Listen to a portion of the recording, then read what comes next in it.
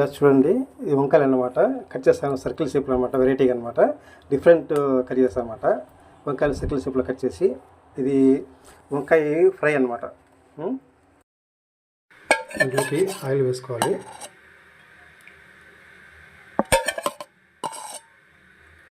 తర్వాత జీలకర్ర వేసుకోవాలి, ఆవాలు వేసుకోవాలి. ఆవాలు వేసుకోవాలి. తర్వాత పసుపు వేసుకోవాలి. వేసుకున్నాక వచ్చేసాం కదా, సర్కిల్ షేప్లో వంకాయలు వేసుకోవాలన్నమాట. సర్కిల్ షేప్ వంకాయ ఫ్రై రెడీగా వేసుకోలేదు. ఇలా మిక్స్ చేయాలి. నెయ్యి ఇట్లా మిక్స్ చేసుకోవాలన్నమాట. సర్కిల్ షేప్లో కట్ చేసిన వంకాయలు అండి. ట్రై చేసిన వెరైటీగా, కొత్తగా ట్రై చేశాను అనమాట. నాకు ఆలోచన వచ్చేసి సర్కిల్ షేప్ వంకాయ ఫ్రై అన్నమాట. ఇది తర్వాత మిర్చి బట్ట వేసుకోవాలా. లైట్గా సరిపోతుంది, ఎక్కువ సాల్ట్ వేసుకోవాలి తగినంత. అంతే, ఇంకా బాగా ఫ్రై అయినాక ధనియా పొడి వేసుకోవాలి.